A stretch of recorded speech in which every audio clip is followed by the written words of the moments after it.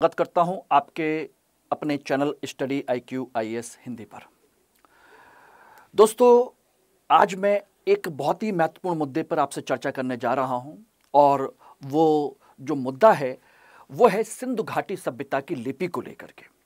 ये बात हम सब लोग जानते हैं कि सिंधु घाटी सभ्यता की लिपि अभी तक पढ़ी नहीं जा सकी है, लेकिन इतना कन्फर्म है कि वो लोग अपनी लिपि का विकास कर चुके थे। उनकी अपनी एक भाषा थी, अपनी एक लिपि थी, यानी कि वो लोग साक्षर थे। और इसी वजह से सिंधु घाटी सभ्यता के लोगों को हम एक सभ्यता कहते हैं, जिन्होंने बाकायदा एक नगरी सभ्यता का विकास किया था। और इसको लेकर के आपको एक बहुत बड़ी खुशखबरी है कि अभी हाल ही में इसको लेकर के एक बहुत बड़ा प्रयास होने वाला है। हालांकि प्रयास तो बहुत पहले से चल रहे हैं, लेकिन अभी एक भारत सरकार की तरफ से एक बहुत बड़ा प्रयास होने वाला है, जिसमें इस लिपि को पढ़ने के नए तरीके, नए अवसर और प्रदान किए जाएंगे। यानी कि इसको प्रयास किया जाएगा कि हम इसे पढ़ लें और इसको लेकर के एक सभी राष्ट्रीय अंतर्राष्ट्रीय स्तर पर सभी लोग मिलकर के प्रयास करेंगे। तो यानी कि इंडस स्क्रिप्ट को डिकोड करने का प्रयास अब भारत सरकार बड़े स्तर पर करने जा रही है, ठीक है ना। और ये हमारे लिए बहुत ही महत्वपूर्ण मुद्दा हो जाएगा कि यदि हमने इंडस स्क्रिप्ट को पढ़ लिया तो भारतीय इतिहास की धारा कहां जाएगी, भारतीय इतिहास किस धारा से आगे बढ़ेगा। हो सकता है कि बहुत सारी बनी बनाई मान्यताएं टूटने लगें और नई चीजें निकल करके आने लगें, और कह सकते हैं कि इसके माध्यम से हो सकता है कि हमें इतिहास की एक सही व्याख्या, सही क्रम पता चल सके। तो दोस्तों, आज इसीलिए मैंने इस टॉपिक पर आपके साथ चर्चा करने की कोशिश की है, क्योंकि अभी रिसेंटली दो दिन पहले ये अनाउंसमेंट किया गया है कि आर्कियोलॉजिकल सर्वे ऑफ इंडिया की तरफ से इसको लेकर के एक इंटरनेशनल एफर्ट किया जा रहा है। और इस पर हम लोग चर्चा भी करेंगे कि आखिर हम हड़प्पा लिपि को क्यों नहीं पढ़ पाए, हम समझने में सक्षम क्यों नहीं हो पाए। तो इसके सभी पहलुओं की चर्चा करेंगे। तो इसलिए सभी लोग जल्दी से जल्दी क्लास को ज्वाइन करें, और आज की क्लास बहुत इंपॉर्टेंट है। और आप सभी लोगों का मैं पुनः मनोज कुमार आप लोगों का स्वागत करता हूं कि आप इस लेक्चर को पढ़ें, समझें और इतिहास को समझने की कोशिश करें, ठीक है ना। चलिए इस सेशन को हम लोग स्टार्ट करते हैं। और बहुत ही इंपॉर्टेंट है आपके यूपीएससी प्री के लिए भी, मेंस के लिए भी, और आपके हिस्ट्री ऑप्शनल के लिए भी बहुत इंपॉर्टेंट टॉपिक है ये दोस्तों, ठीक है ना। तो सबसे पहले तो मैं आप लोगों को बता देना चाह रहा हूं कि स्टडी IQ IAS ने आपके लिए प्रतिज्ञा बैच 2026-2027 GS का P2I बैच आप लोगों के लिए लॉन्च कर दिया है आज से, यानी कि 23 तारीख से सुबह 8 बजे, जिसका ओरिएंटेशन मैंने लिया हुआ है, ठीक है ना। जस्ट ओरिएंटेशन हुआ है, तो आप अभी तुरंत इस बैच को MK लाइव कोड के माध्यम से 28,999 रुपए में इसको ज्वाइन कर सकते हैं। इतनी फीस है MK लाइव कोड के माध्यम से, ये डिस्काउंटेड फीस आपको मिल जाएगी। और इसमें सभी चीजें आप लोगों को मिलेंगी जिसकी आपको जरूरत है, यानी कि फाउंडेशन क्लास, मटेरियल, ठीक है ना, test series, personal guidance, mentorship plus scholarship भी। ये सब कुछ आपको इसमें मिल जाएगा, आपको कहीं भटकने की जरूरत नहीं पड़ेगी। और डुअल गाइडेंस, डुअल मेंटरशिप आपको मिलेगी। एक फैकल्टी की और एक पर्सनल मेंटर भी आपको मिलेगा, टेस्ट सीरीज भी मिलेगी, प्री और मेंस का रेजिडेंशियल प्रोग्राम भी मिलेगा। दोनों चीजें इसमें इंक्लूड है। तो जल्दी कीजिए, इस बैच को ज्वाइन कीजिए। और आप चाहते हैं कि मेरी गाइडेंस में रह करके तैयारी करें तो डेफिनेटली MK लाइव कोड लगा करके फटाफट बैच को ज्वाइन कर लीजिए, ठीक है ना। देखिए, सबसे पहली बात तो यह है कि आखिर इसे चर्चा में क्यों आया इंडस स्क्रिप्ट को लेकर के। तो अभी रिसेंटली 20 से लेकर के 22 अगस्त तक, यानी कि 3 दिन का archaeological survey of India ASI ने अनाउंस किया है संस्कृति मंत्रालय के सहयोग से कि 3 दिवसीय अंतर्राष्ट्रीय सम्मेलन का आयोजन किया जाएगा, ठीक है ना। ASI to host 3-day international conclave in August to decoding Indus valley script, यानी कि सिंधु घाटी सभ्यता की जो लिपि है उसको डिकोड करने के लिए 3 दिवसीय अंतर्राष्ट्रीय सम्मेलन का आयोजन किया जाएगा। और यह सम्मेलन कहां होगा? Deendayal Upadhyaya institute of archaeology, greater Noida में। तो इस बात को ध्यान रखिएगा। अब यहीं से मुद्दा आया कि आखिर इससे हमें क्या लाभ मिल सकते हैं, ठीक है ना, और क्या लाभ नहीं मिल सकते हैं, इसको हम अब तक क्यों नहीं डिकोड कर पाए, इसको लेकर के किस किस ने प्रयास किए हैं। तो मैं ये सभी मुद्दे इसमें चर्चा करूंगा। यानी कि पहला मुद्दा तो मैंने ये चर्चा में क्यों है, इस टॉपिक को लेकर के हम लोग बात कर रहे हैं।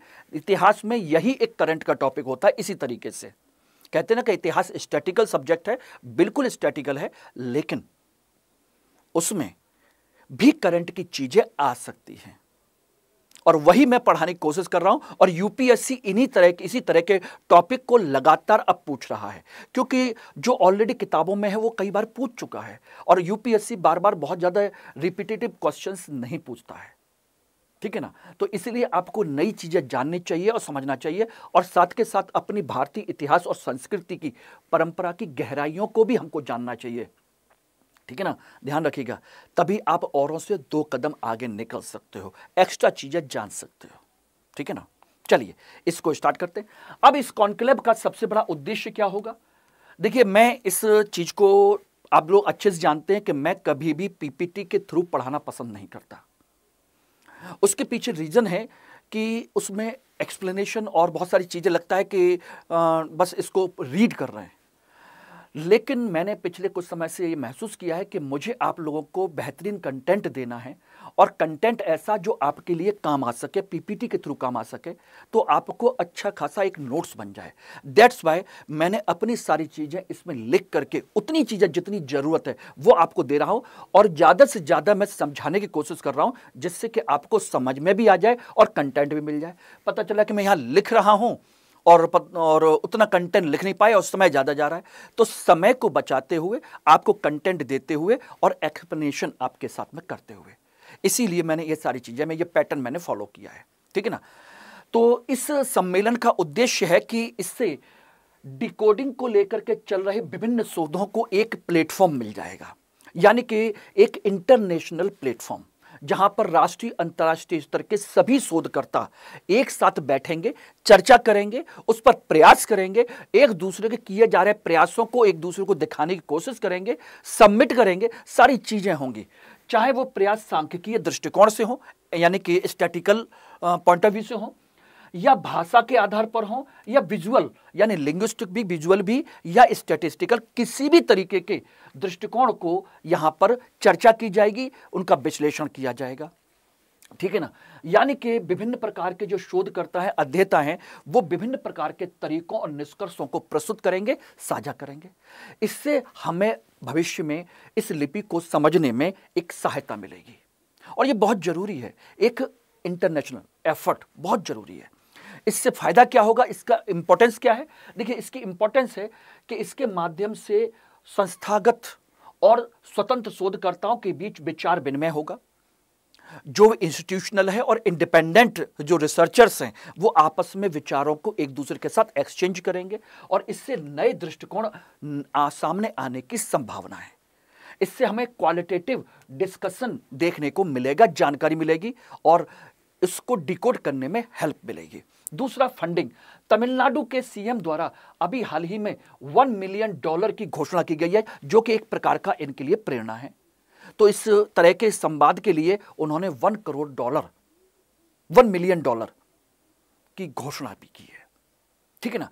और भविष्य के लिए इस सम्मेलन की आगे की दिशा संभावित सहयोग क्षेत्रों और शोध प्रश्नों की रूपरेखा तैयार करेगी। यानी इससे भविष्य में और क्या क्या हो सकता है, इससे एक नई आउटलाइन तैयार होगी, एक नया डायमेंशन, नई अप्रोच हमको मिल सकती है, नए एफर्ट्स को जन्म देगी। That's why it's a need, इसलिए चर्चा में आया भी है। अब बात करते हैं कि हड़प्पा की लिपि क्या है, उसके बारे में थोड़ी जानने की कोशिश करते हैं। देखिए, ये तो हम अच्छे से जानते हैं कि सिंधु घाटी सभ्यता, जैसे हम सिंधु घाटी सभ्यता या हड़प्पा सभ्यता या सिंधु सरस्वती सभ्यता भी कहते हैं, और ये 3 देशों में फैली हुई है, अफगानिस्तान, पाकिस्तान और भारत, सभी जगह पर फैली हुई है। और ये भारत की सबसे प्राचीन नगरीय सभ्यता है। नगरीय सभ्यता क्योंकि यहां पर जो खुदाई हुई है जिन नगरों की, वो नगर के तौर पर हैं, एक व्यवस्थित नगर के तौर पर, जो ग्रिड पैटर्न पर बसे हुए थे, जिनकी अपने पक्के मकान थे, ठीक है ना, जिनकी सड़कें पक्की थी, जिनके मकान व्यवस्थित तरीके से बने हुए थे, जिनके पास एक जल निकास प्रणाली थी, जैसे आज का हमारा ड्रेनेज सिस्टम है, यानी साफ सफाई को लेकर के, स्वास्थ्य सुविधाओं को लेकर के बेहतरीन व्यवस्था थी। और सबसे बड़ी चीज, वो सभ्य थे, यानी एजुकेटेड भी थे, यानी कि उन्हें लिखने पढ़ने की समझ थी। और उनके अवशेष हमको मिले हैं, उनकी लिपि लगभग 400 से 600 प्रतीक चिन्ह हमको मिले हैं, लगभग 400 to 600 अप्रॉक्स। इनमें से एक जो प्रतीक चिन्ह मिला है 4 से 5 अक्षरों का मिला है प्रति लेख, एक लेख पर 4 से 5 अक्षर हैं, ज्यादा नहीं है। जैसे ये देखेंगे तो इन पर 4-5 अक्षर बने हुए हैं, इन पर मोहरों पर, बर्तनों पर, या किसी अन्य उपकरण वगैरह हैं उन पर, ठीक है ना।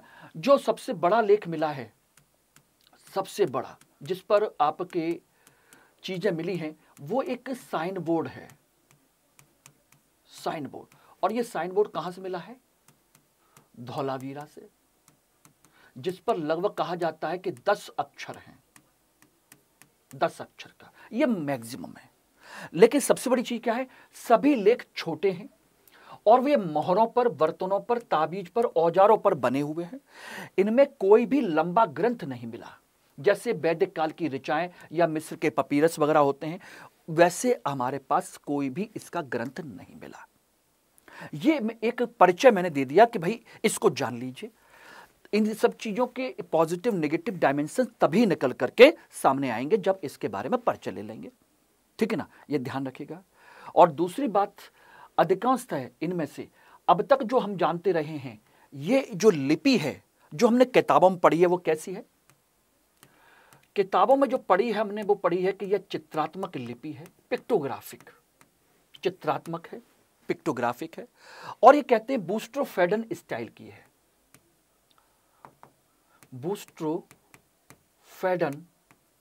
स्टाइल, ठीक है ना, ये कहा गया है। यानी कि कह सकते हैं गौमूत्र शैली की, गौमूत्र शैली। गौमूत्र शैली का मतलब ये इधर से यूं और इस तरह से यूं लिखी जाती है।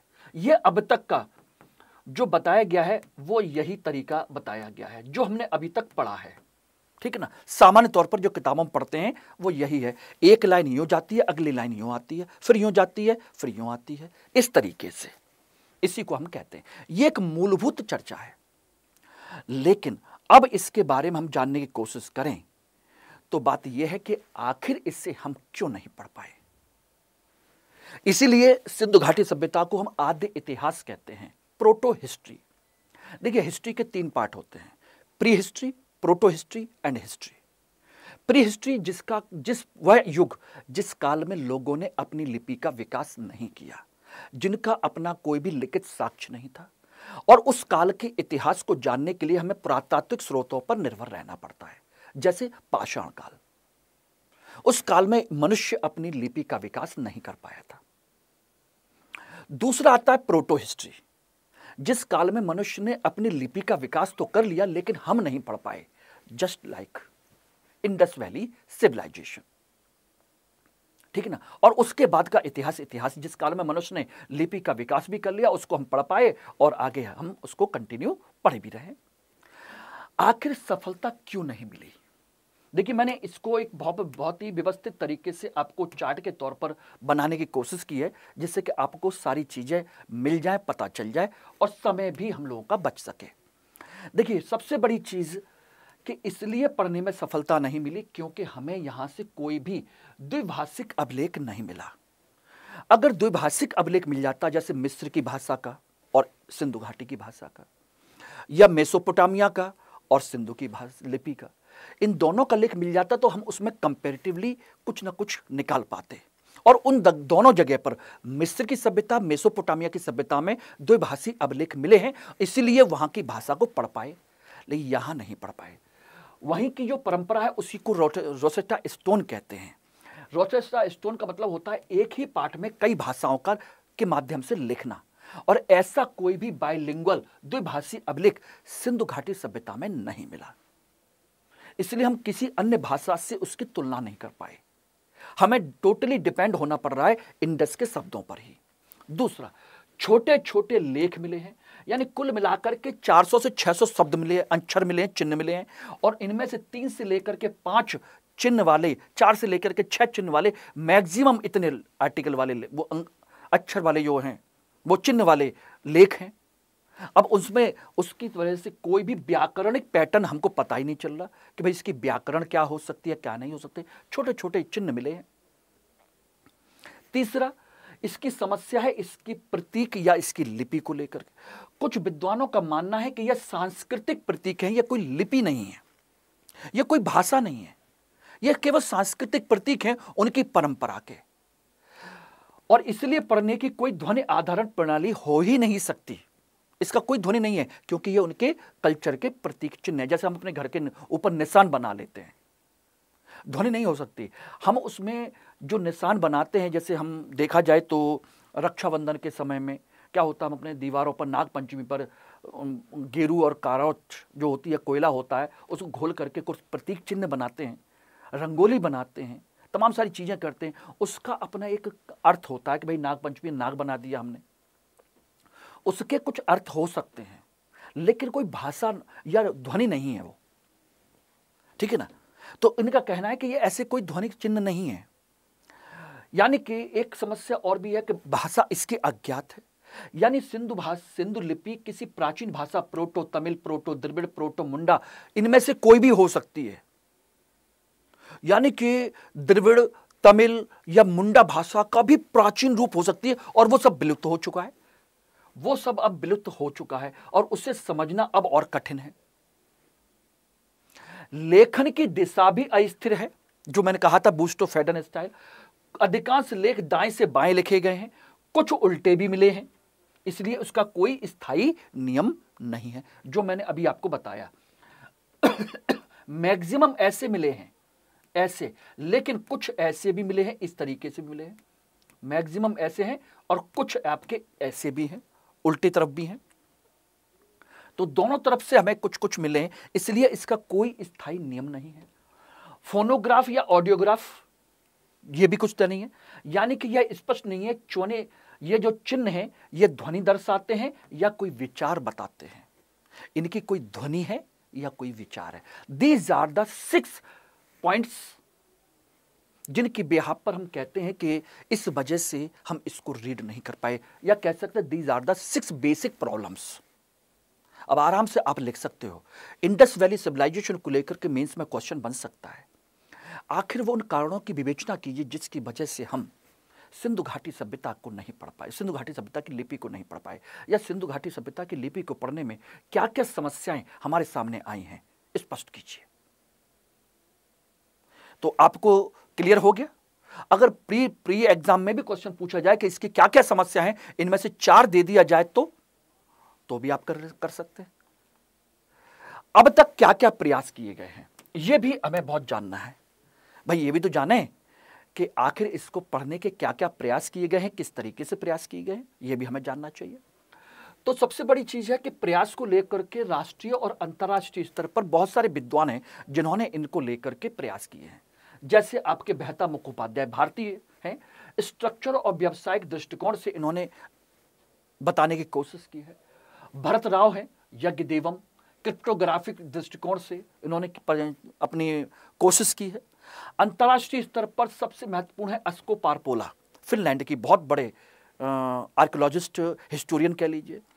यूरी नोरोजोव, इराथम महादेवन, ये सब आपके बाहर के हैं, और इन्होंने द्रविड़ियन भाषा के आधार पर चिन्ह पहचानने की कोशिश की है।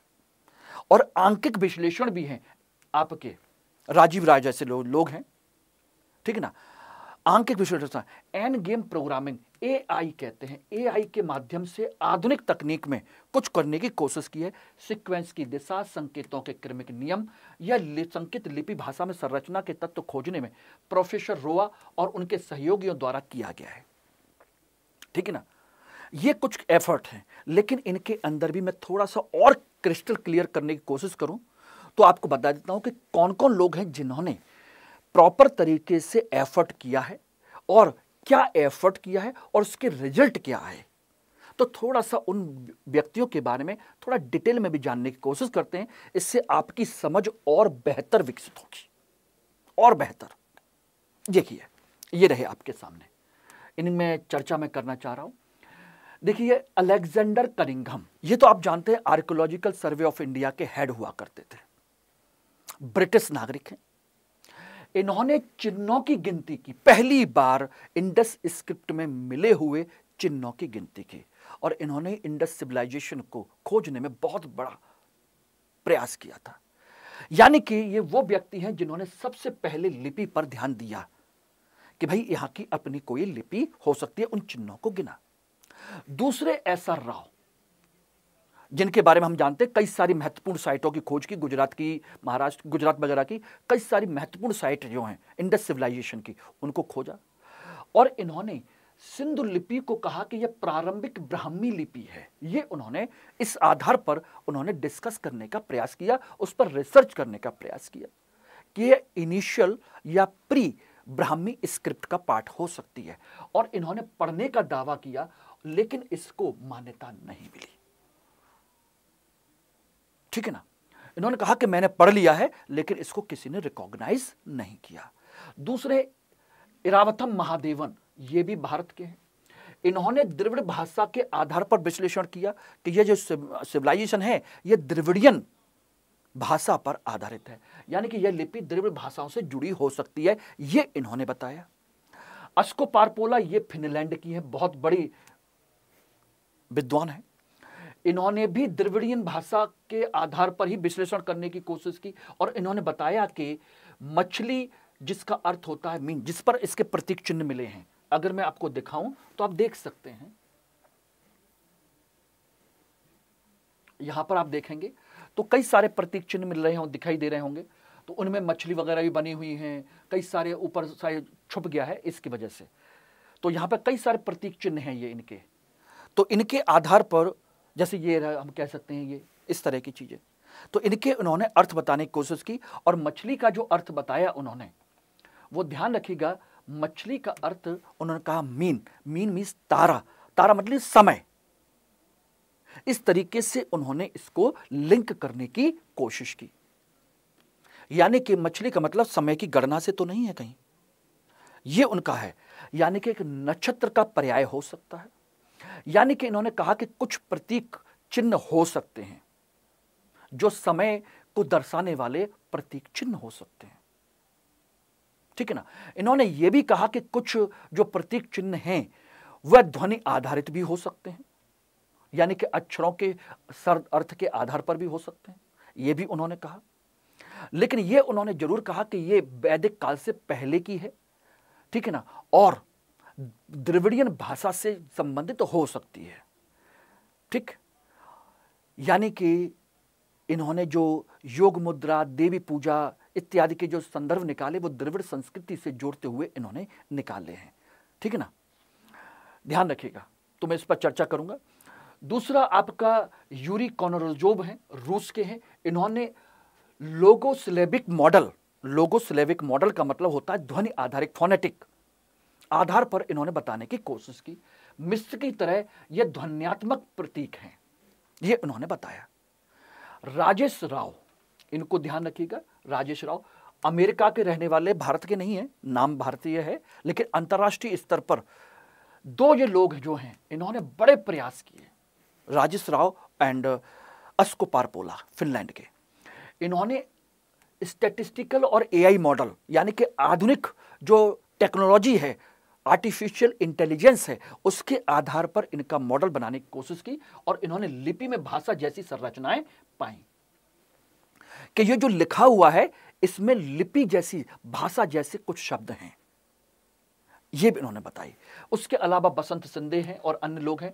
इन्होंने पुरातात्विक प्रमाणों के साथ साथ ग्राफिक विश्लेषण भी किया और लिपि का सांस्कृतिक महत्व पर बल दिया, लेकिन पढ़ने में ये असमर्थ रहे। बोले कि सांस्कृतिक महत्व तो है, लेकिन अर्थ क्या है ये नहीं बता पाए। अब इनमें से मैं दो लोगों के बारे में विशेष तौर पर थोड़ी सी चर्चा करूंगा, जिनको आप लोग देख सकते हैं और उनके बारे में जानना भी चाहिए। जैसे मैंने अभी कहा, एक अस्को पारपोला और दूसरे राजेश राव, इनके बारे में थोड़ी सी हमको जान लेना चाहिए। इन्होंने भाषा वैज्ञानिक और सांस्कृतिक दृष्टिकोण से अध्ययन किया। इन्होंने गणितीय और कंप्यूटेशनल यानी कि एआई मॉडल पर विश्लेषण करने की कोशिश की है। इन्होंने द्रविड़ भाषा और प्रतीकों का सांस्कृतिक अर्थ निकाला और इन्होंने सांख्यिकीय पैटर्न का विश्लेषण किया, यह आधार पर निकाला। इन्होंने, इनका लक्ष्य था लिपि को पढ़ना और इन्होंने काफी हद तक पढ़ने में काफी हद तक जानकारी हासिल की, बताया भी, लेकिन इनका उद्देश्य था लिपि के स्वरूप को समझना। दोनों में अंतर है, ठीक है ना। इन्होंने कुछ चिन्हों के संभावित अर्थ बताए, जैसे मीन, मछली, संभावित अर्थ बताए, लेकिन इन्होंने दिखाया कि लिपि में अपने आप में एक संरचना है। इन्होंने अर्थ नहीं बताया, लिपि में संरचना बताई कि हां भाषा है इसके अंदर। यानी कि इनकी आलोचना की जाती है कि इन्होंने केवल सांस्कृतिक अनुमान ज्यादा लगाया, स्पष्ट प्रमाण इन्होंने नहीं दिया कि हम कैसे कहें कि मछली का मतलब समय ही है, तारा ही है, नक्षत्र ही है इसका अर्थ। इसका कोई प्रमाण नहीं है, यह उन्होंने बता दिया।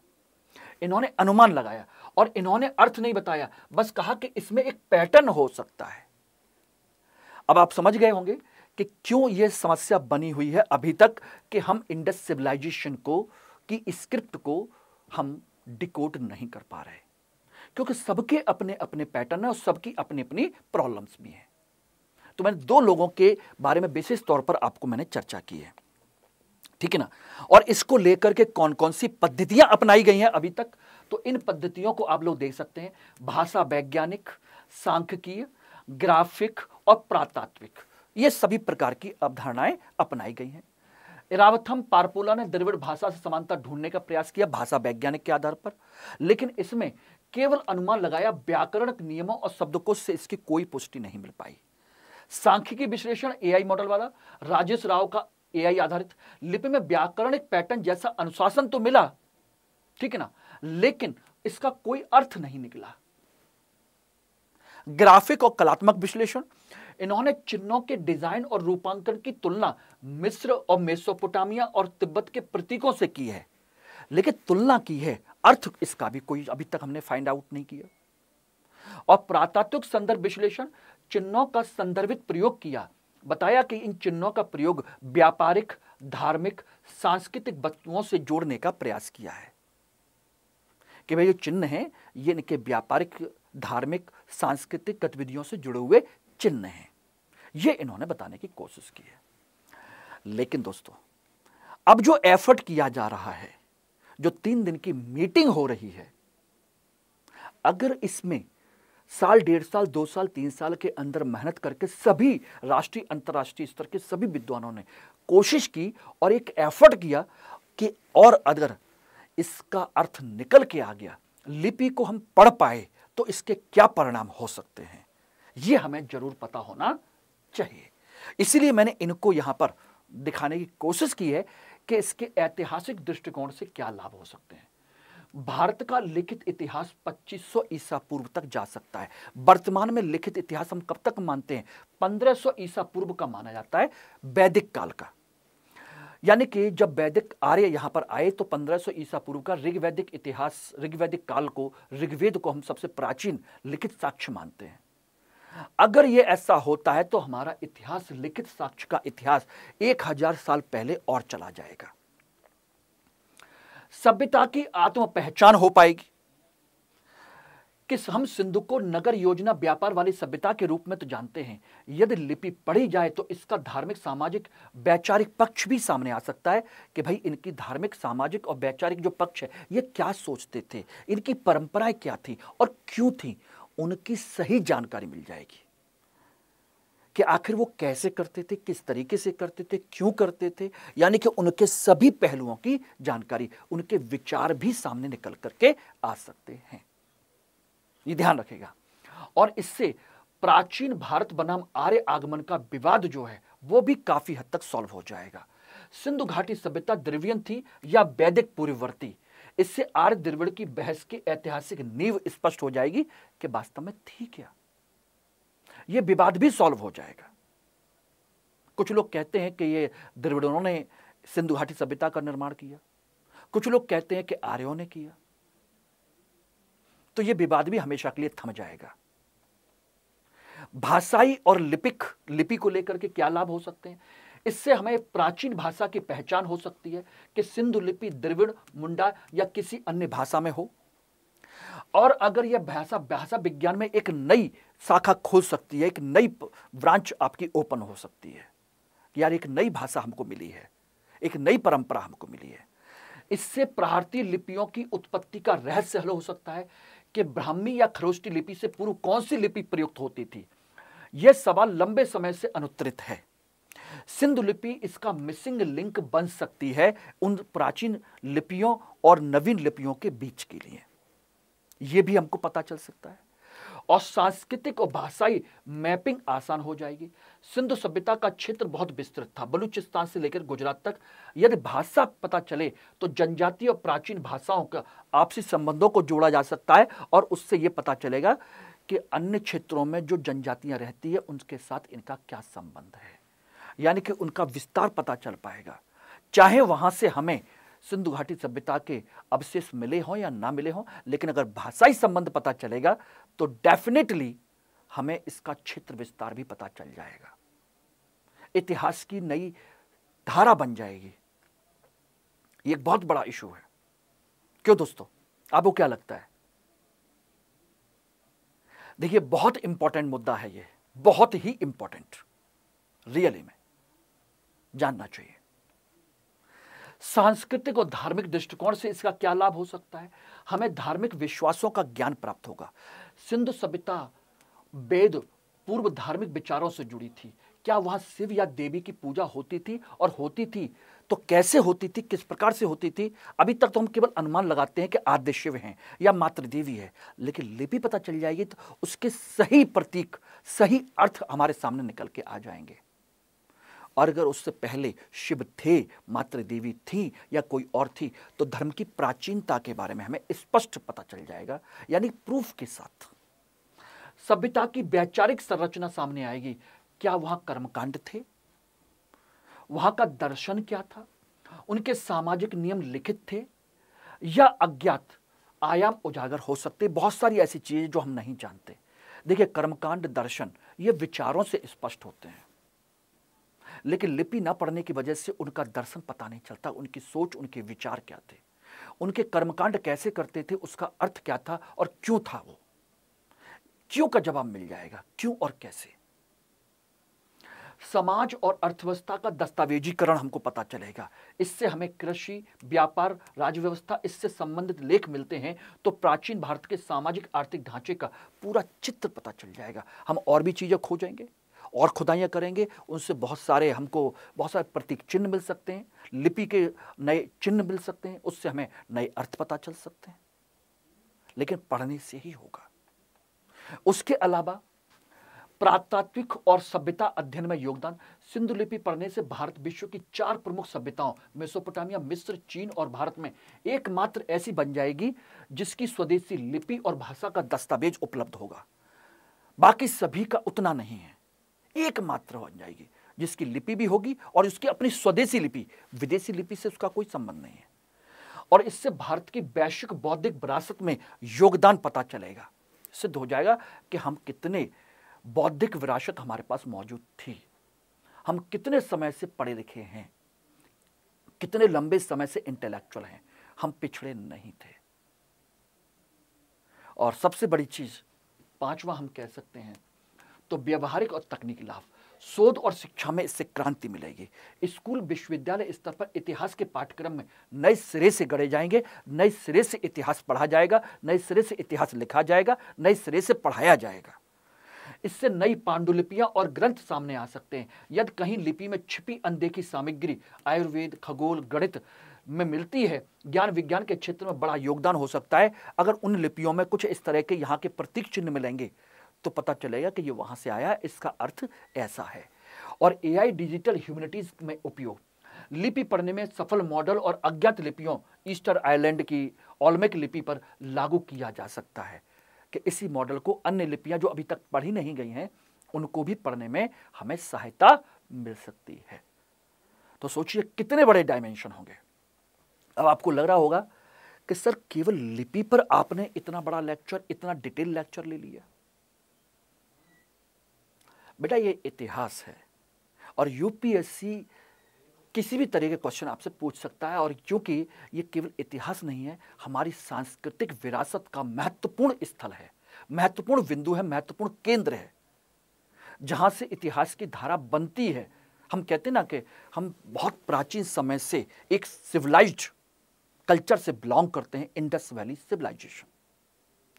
वहां पर हमारे लोगों ने एक बेहतरीन सभ्यता का विकास किया था, जहां पर ड्रेनेज सिस्टम था, जहां ग्रेट वाथ था, जहां पर लोग बड़े व्यवस्थित तरीके से बने हुए मकानों में रहते थे।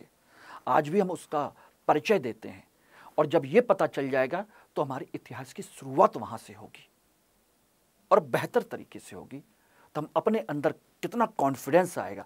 क्या हमको इस सब चीज़ों के बारे में पता नहीं होना चाहिए कि आखिर उसकी लिपि को पढ़ने के लिए क्या क्या प्रयास किए गए हैं, क्या क्या प्रयास किए जा रहे हैं, और इससे क्या लाभ हो सकते हैं? डेफिनेटली हमको पता होना चाहिए। दैट्स वाई मैंने ये टॉपिक आप लोगों को डिस्कस किया है। और ऊपर वाले से दुआ कीजिए जब आप प्री या मेंस एग्जाम देने जाए और यहां से एक क्वेश्चन बन जाए, बस। ये आपके सामान्य किताबों से हट करके एक अलग टॉपिक है, ठीक है ना। अब यहां पर एक क्वेश्चन है आप लोगों के लिए।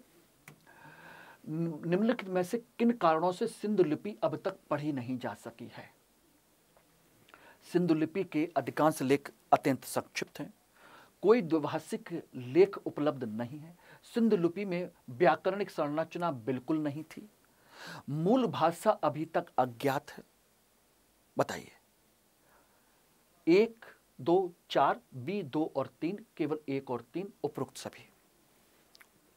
अब इनमें से आप देखोगे तो आपको चारों सही लगेंगे कि व्याकरणिक संरचना बिल्कुल नहीं थी, मूल भाषा अभी अज्ञात है, द्विभाषिक अभिलेख नहीं मिला है, और लेख अधिकांश संक्षिप्त हैं। तो ये तो बिल्कुल सही है कि ये सही है, द्विभाषी अभिलेख नहीं मिला है, लेख नहीं मिला है, लेकिन व्याकरणिक संरचना बिल्कुल उपलब्ध नहीं है, ऐसा नहीं है। यह सही है कि मूल भाषा अभी तक पता नहीं है। आंसर है एक ये। क्यों नहीं है? क्योंकि व्याकरणिक पैटर्न के कुछ संकेत एआई विश्लेषण में पाए गए हैं। That's why.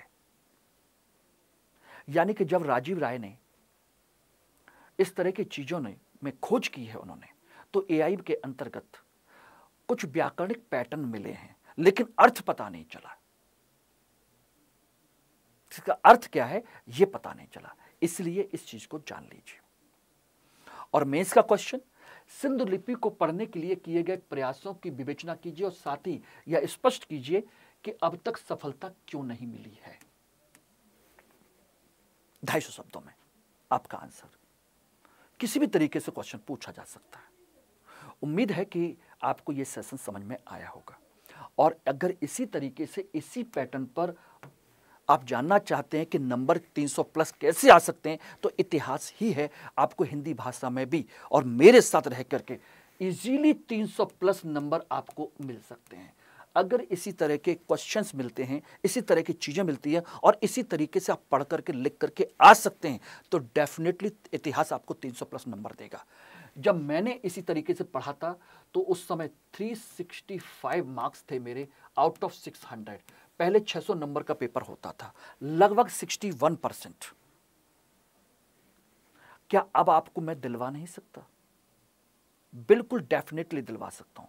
तो आप मेरे साथ 2026-27 के प्रतिज्ञा बैच में जुड़िए, और 1 जुलाई से यह बैच स्टार्ट हो रहा है। तो अपनी सीट को रिजर्व कीजिए। दोपहर में 1 बजे से क्लास होगी डेली, ठीक है ना। और इसमें डिस्काउंट चाहिए तो एम के लाइव कोड लगाइए, और बैच अभी आपको 14,999 रुपए में मिल जाएगा। तो इसको जल्दी कीजिए, इसमें आपको सभी चीजें मिलेंगी, सभी चीजें,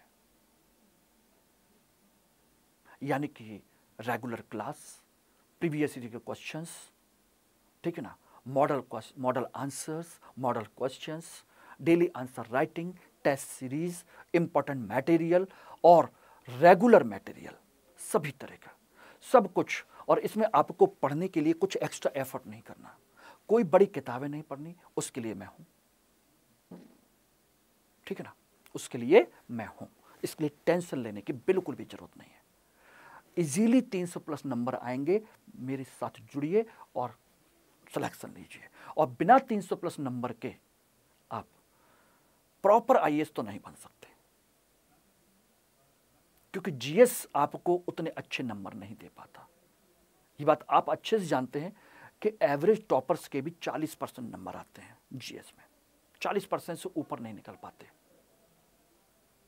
यानी कि 1000 नंबर में से 400 नंबर औसतन नहीं आ पाते टॉपर के। लेकिन यहां पर 300 प्लस आउट ऑफ 500, 1000 में से 400 और यहां 500 में से 300। रैंक कौन दिलवाएगा? ये प्रॉपर आईएएस कौन दिलवाएगा? ये। और इतिहास एक ऐसा विषय जो आपको बहुत सिंपल तरीके से पढ़ने में आता है।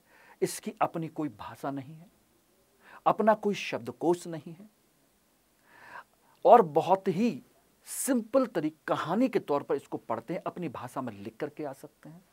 बस जुड़िए और सिलेक्शन लीजिए। अगर कोई भी डाउट, कोई भी प्रॉब्लम होती है तो आप मेरे साथ यहाँ पर कनेक्ट रह सकते हैं। टेलीग्राम, व्हाट्सएप नंबर और मेरा मेल आईडी, ठीक है ना। और MK लाइव कोड का इस्तेमाल जरूर कीजिएगा डिस्काउंट के लिए। और ये मेरा टेलीग्राम का लिंक है जिसके थ्रू आप मुझसे जुड़ सकते हैं और इस क्लास की PPT भी वहाँ से कलेक्ट कर सकते हैं। Thank you very much.